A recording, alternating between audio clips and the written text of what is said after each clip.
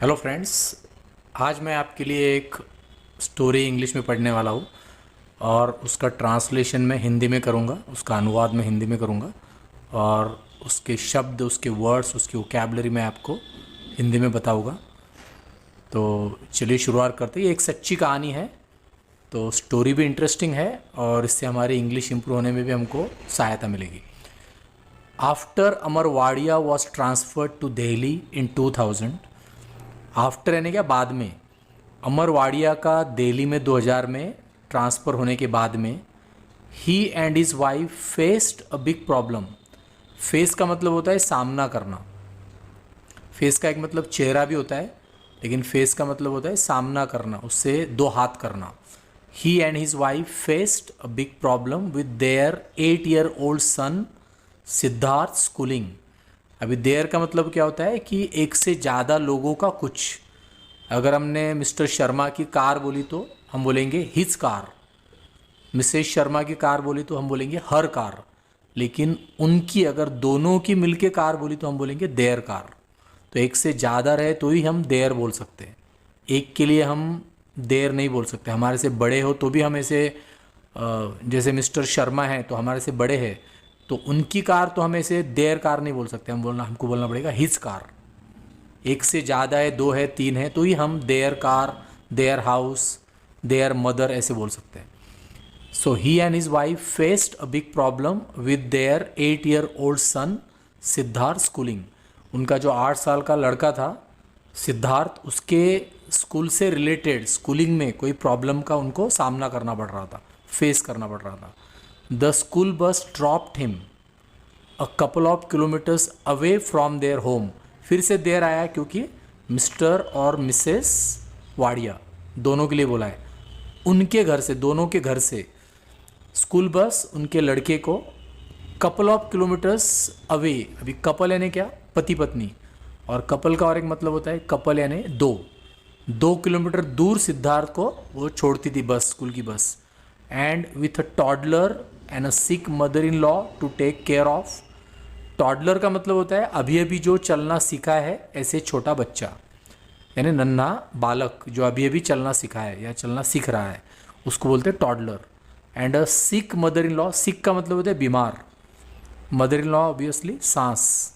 तो जो एक छोटा बच्चा था जो अभी भी चलना सीख रहा था और बीमार सास की वजह से उनकी, उसको सिद्धार्थ की माँ को उनकी देखभाल करनी होती थी, टेक केयर ऑफ।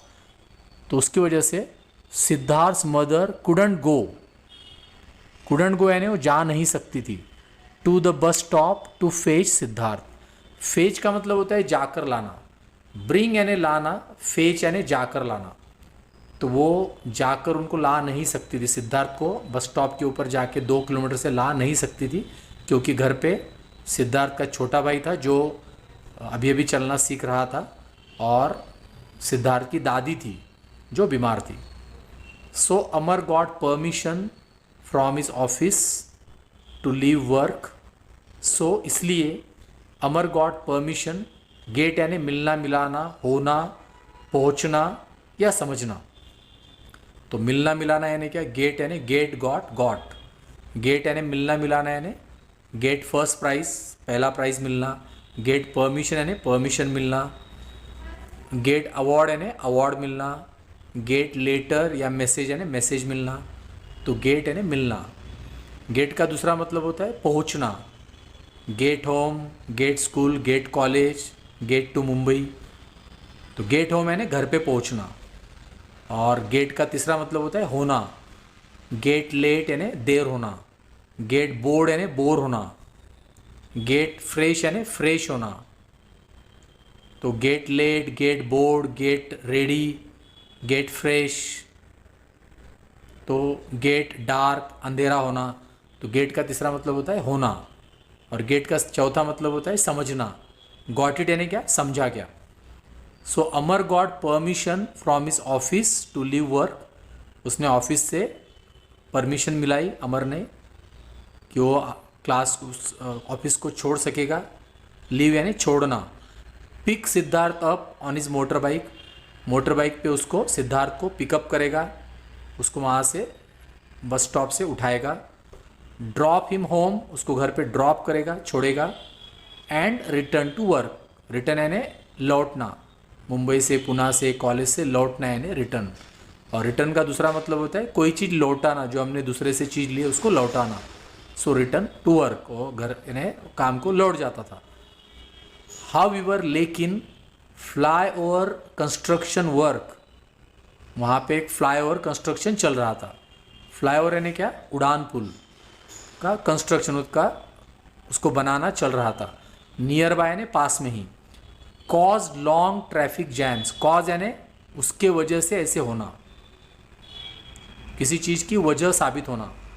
तो कंस्ट्रक्शन वर्क की वजह से क्या हो रहा था कि लॉन्ग ट्रैफिक जैम्स हो रहे थे। लॉन्ग यानी लंबे, ज़्यादा समय तक के ट्रैफिक जैम्स हो रहे थे, ट्रैफिक में प्रॉब्लम हो रहा था।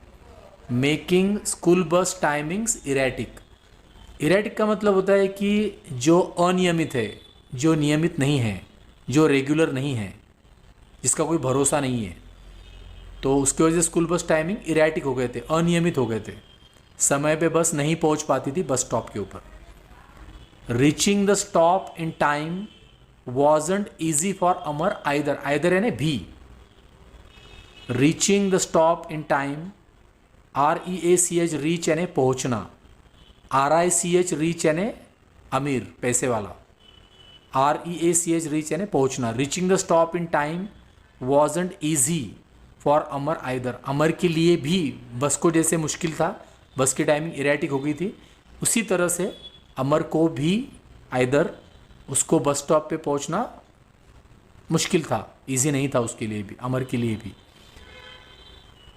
Despite the daily heat, despite यानी ऐसे होते हुए भी। Despite the daily heat, Delhi की जो गर्मी थी, झुलसा देने वाली जो गर्मी थी, डिस्पाइट यानी उसके बावजूद, Siddharth would get of, would का मतलब होता है भूतकाल की आदत। Siddharth would get off the बस, बस से वो नीचे उतरता था, तो वुड यानी ऐसे करता था। We would play cricket on Sunday यानी बचपने में हम संडे को, हर संडे को क्रिकेट खेला करते थे, भूतकाल की आदत। यूज टू या would, and wait for his dad, उसके पिताजी की ओर राह देखा करता था। तो despite the daily heat, Siddharth would get off the bus, वो बस से उतरता था, and wait for his dad, dad की राह देखता था। वेट 3 होते हैं, WEIGHT, वेट का मतलब होता है वजन, WEIGHT वेट यानी वजन, WAIT वेट यानी राह देखना, और WET वेट यानी गिला। WET वेट यानी गिला, WAIT वेट यानी राह देखना, WEIGHT वेट यानी वजन। वो उसके पिताजी की राह देखता था। One day an elderly man, elderly man यानी एक बुजुर्ग आदमी, हु लिव्ड नियर द बस, जो बस के बस स्टॉप के पास में रहता था, अप्रोच सिद्धार्थ, अप्रोच का मतलब होता है उस दिशा में जाना, किसी को जाकर मिलना। उस सिद्धार्थ से जाकर मिला, सिद्धार्थ के पास गया। अप्रोच का एक दूसरा भी मीनिंग होता है, अप्रोच यानी कुछ करने का तरीका। जैसे हम बोलते हैं कि Ravi's approach of learning English is different than ours, Ravi का इंग्लिश सीखने का अप्रोच हमारे से अलग है, उसका तरीका हमसे अलग है। वो कॉन्वर्सेशन के ऊपर ज़्यादा, उसको ज़्यादा वैल्यू देता है, हम ग्रामर को ज़्यादा वैल्यू देते हैं, वो कॉन्वर्सेशन को ज़्यादा वैल्यू देता है। तो अप्रोच यानी कुछ करने का तरीका, और अप्रोच यानी किसी को जाके मिलना या किसी दिशा में जाना, किसी की तरफ जाना। So an elderly man who lived, who यानी जो, हु का मतलब होता है कौन, और दो इससे जोड़ने के लिए जब हम हु का इस्तेमाल करते हैं तब उसका मतलब होता है जो। एन एल्डरली मैन एक बुजुर्ग आदमी, जो हु लिव्ड नियर द बस, जो बस के पास, बस स्टॉप के पास ही रहते थे। अप्रोच सिद्धार्थ, सिद्धार्थ के पास वो गए। एंड इनवाइटेड हिम, उसको इनवाइट किया। To sit inside their home, उनके घर पे बैठने के लिए उसको आमंत्रित किया। अभी यहाँ पे देयर होम क्यों बोला है? एल्डरली मैन तो अकेला था, जैसे मैंने अभी थोड़ी देर पहले बोला था कि देयर हम एक इंसान के लिए इस्तेमाल कर ही नहीं सकते, कम से कम दो रहे तो ही हम देयर बोल सकते। तो यहाँ पे उसका मतलब है कि बुजुर्ग आदमी और उसके घर के लोग उनके घर पे उसने उनको अपने घर पे उसने उनको सिद्धार्थ को आमंत्रित किया। तो देर यानी किसका घर? बुजुर्ग आदमी और उसके घर पे जो रहने वाले लोग थे उनके।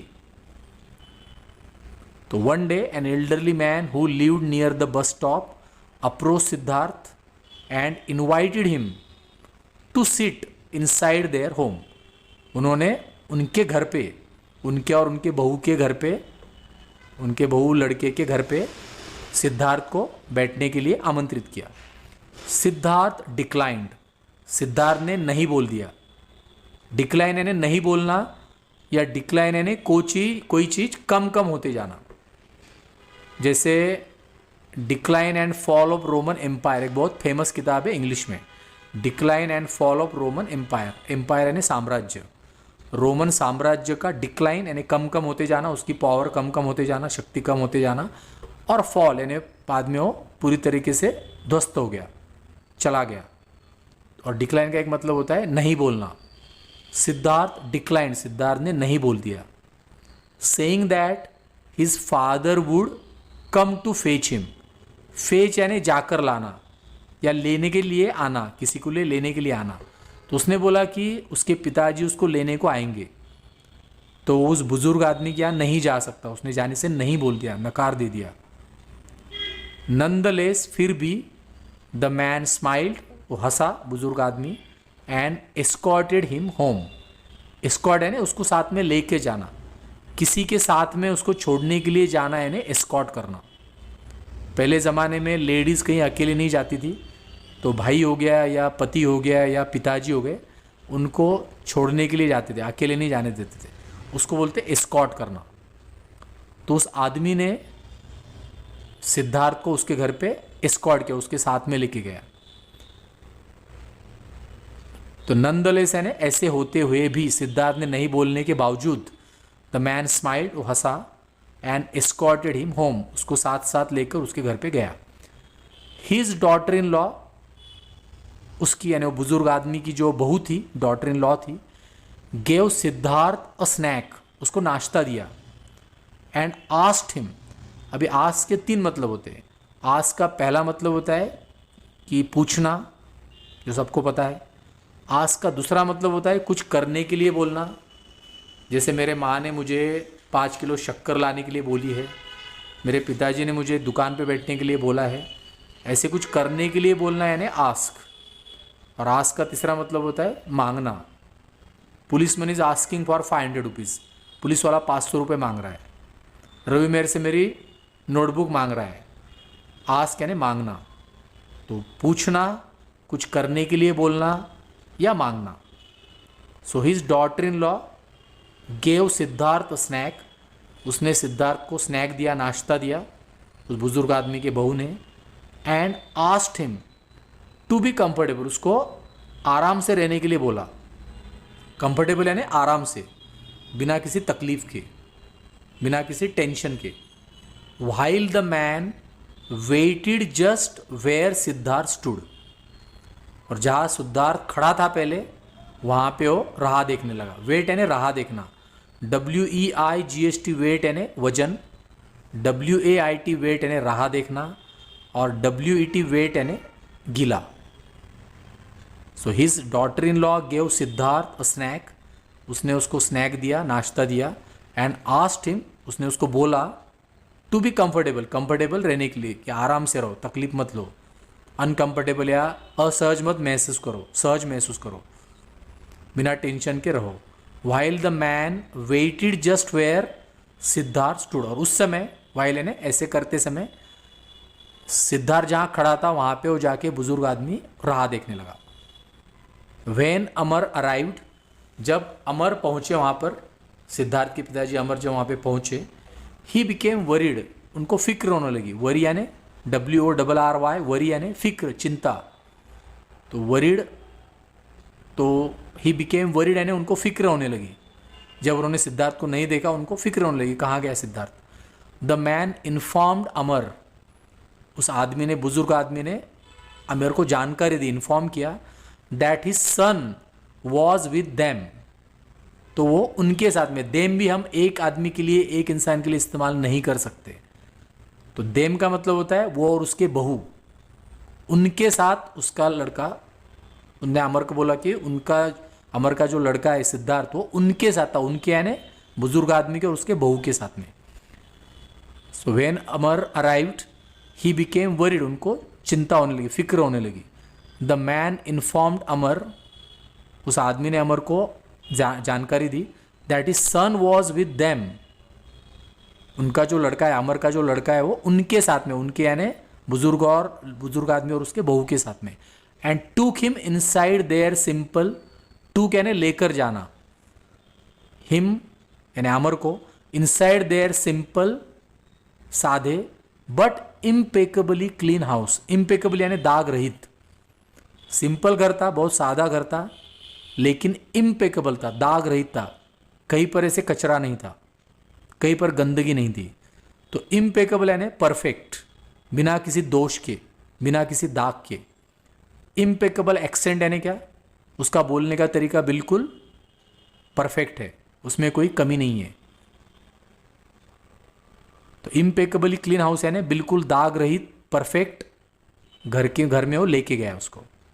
Father and son hugged each other as if, hug यानी गले मिलना, इम्ब्रेस करना, दूसरा वर्ड होता है इम्ब्रेस करना। तो फादर और सन ऐसे उन्होंने एक दूसरे से गले मिले, एक दूसरे से, ईच अदर एज इफ, जैसे कि they were meeting after year, जैसे कि वो बहुत सालों बाद मिल रहे थे।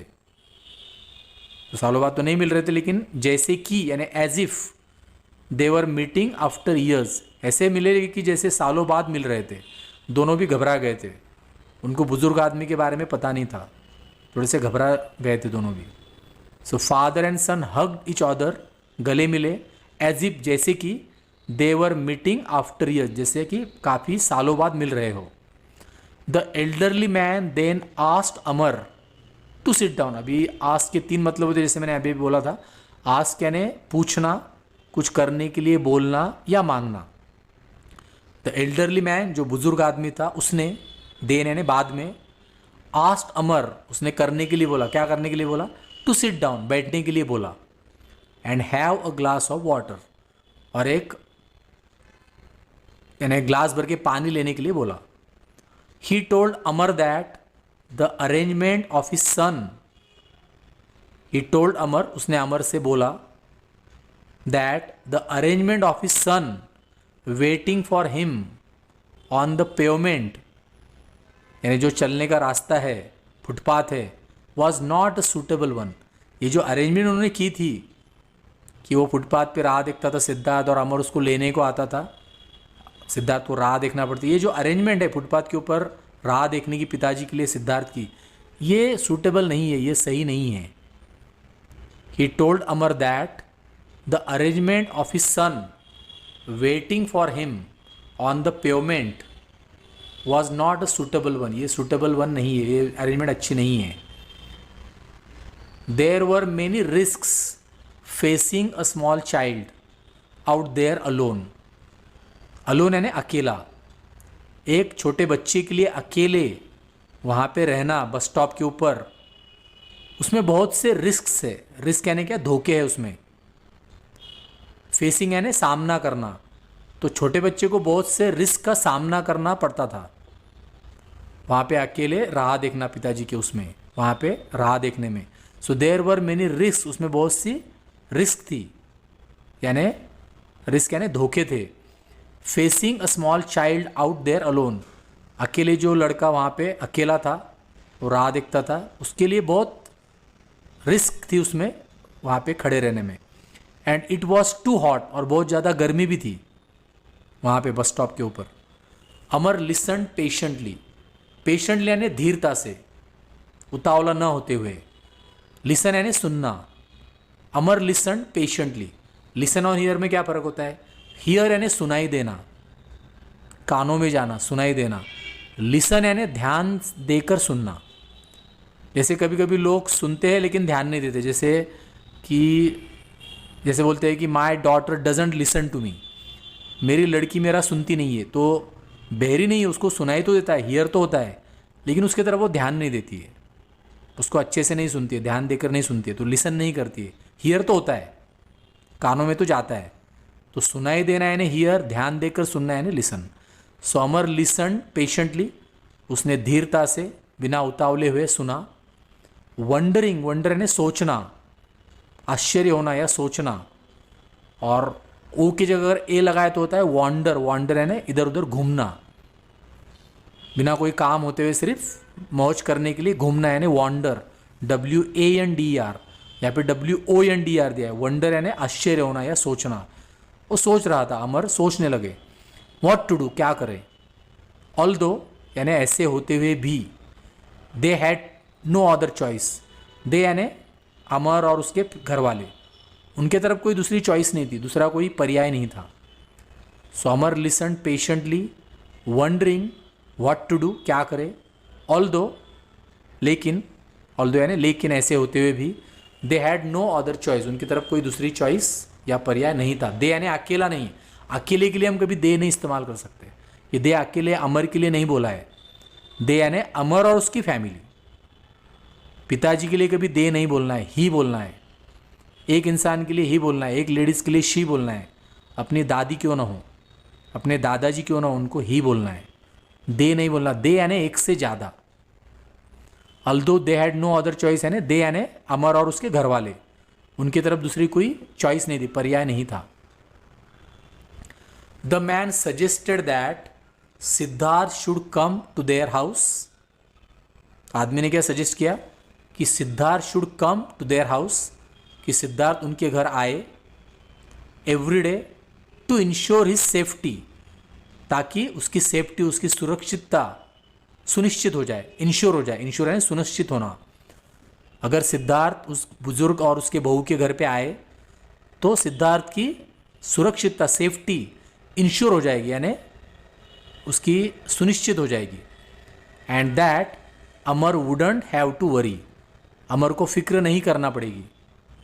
वुडंट हैव टू वरी यानी फिक्र करना, चिंता होना, अमर को फिक्र नहीं करना पड़ेगी। So the man suggested, suggest यानी सुझाना। The man suggested that Siddharth should come, should यानी ऐसे करना चाहिए, Siddharth should come to their house every day, to ensure यानी भरोसा करना, सुनिश्चित करना, हिज सेफ्टी उसकी सुरक्षितता, and that Amar wouldn't have to worry, और ऐसे किया तो क्या होगा, अमर को फिक्र नहीं करना पड़ेगी। अमर एग्रीड, अमर राजी हो गया, एग्री हो गया, राजी हो गया। And the man noted down his office number, office phone number, उस आदमी ने, बुजुर्ग आदमी ने अमर का ऑफिस का नंबर लिख लिया, नोट डाउन कर लिया। And the man noted down his office phone number and a few, few यानी कुछ, others to contact just in case, और दूसरे भी कुछ नंबर लिख लिए, उसके घर का नंबर या ऑफिस के कुछ दूसरे लोगों का नंबर भी लिख लिया, जस्ट इन केस यानी अगर ज़रूरत पड़ी तो। अमर एग्रीड, अमर इससे राज़ी हो गया। And the man noted down his office number, office phone number, उस आदमी ने अमर का ऑफिस नंबर नोट डाउन कर लिया, लिख लिया। And a few others, few यानी कुछ अदर, दूसरे भी नंबर नोट डाउन कर लिए, टू कॉन्टैक्ट, कॉन्टैक्ट करने के लिए, जस्ट इन केस अगर ज़रूरत पड़ी तो।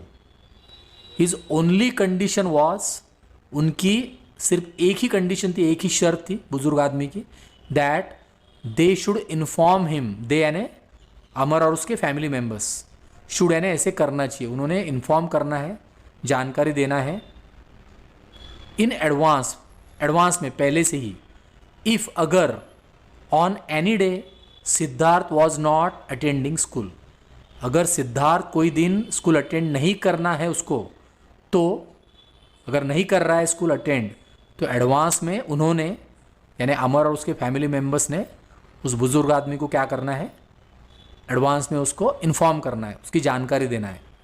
यही सिर्फ बुज़ुर्ग आदमी ने एक शर्त रखी, कंडीशन यानी शर्त, और ओनली यानी सिर्फ। So his only condition was that they should inform him in advance if on any day Siddharth was not attending school. This arrangement worked for the 4 months they were in Delhi. They यानी अमर और उसकी family, ये arrangement चलती रही, इसने काम किया अच्छे से, फॉर द 4 months, 4 महीनों तक, दे वर इन दिल्ली, अमर और उसकी फैमिली, सिद्धार्थ और उसकी फैमिली 4 महीने जब दिल्ली में थी, तो ये अरेंजमेंट चलती रही। इसने अच्छे से काम किया। And the family became close to the elderly man's family, और जो बुजुर्ग आदमी की फैमिली थी उस फैमिली से अमर की फैमिली, सिद्धार्थ की फैमिली क्लोज हो गई, पास में आ गई, उनके अच्छे रिलेशन हो गए। कॉलिंग हिम बाबा, और वो बुजुर्ग आदमी को बाबा पुकारने लगे, बाबा बोल के पुकारने लगे। This arrangement work for the 4 months they were in Delhi and the family became close to the elderly man's family calling him Baba. As a defence services family, defence services की फैमिली होने की वजह से, जो भारत की सुरक्षा में काम करने वाली फैमिली होने की वजह से, they have been transferred to various places, various यानी अनेकों, अलग अलग जगह में उनकी ट्रांसफ़र हुई है। But they can never forget, never यानी कभी नहीं, फॉरगेट यानी भूलना, वो कभी भूल नहीं सकते बाबाज केयरिंग जेस्चर। केयरिंग यानी, केयरिंग का मतलब होता है कि ध्यान देने वाली, किसी का ध्यान रखने वाली, और जेस्चर यानी मन का भाव। जेस्चर का एक मतलब होता है कि जैसे हम हाथ के जैसे जेस्चर करके बोलते हैं, चेहरे के ऊपर हम अलग भाव ला के बोलते हैं, इशारा करते हैं हम, इधर आओ उधर जाओ, इतना बड़ा था, इतना छोटा था, इतने दूर था, तो ऐसे हम हाथ हिला के बात करते हैं, तो उसको हम बोलते हैं जेस्चर, हाव भाव। और जेस्चर का एक मतलब होता है मन का भाव, दिल का भाव। तो बाबा का जो दूसरे के लिए केयर करने वाला, उनका ध्यान रखने वाला जो दिल का भाव था, वो उसको कभी नहीं भूल पाए। उनकी बाद में 4 महीने बाद भी ट्रांसफ़र हो गई दूसरी जगह, क्योंकि डिफेंस सर्विसेज, डिफेंस में फैमिली थी, डिफेंस में काम करते थे, तो उनकी जैसे बार बार ट्रांसफ़र होती वैसे उनकी फिर से ट्रांसफ़र हो गई अमर की। लेकिन वो और उसकी फैमिली बाबा के केयरिंग जेस्चर को कभी नहीं भूल पाए।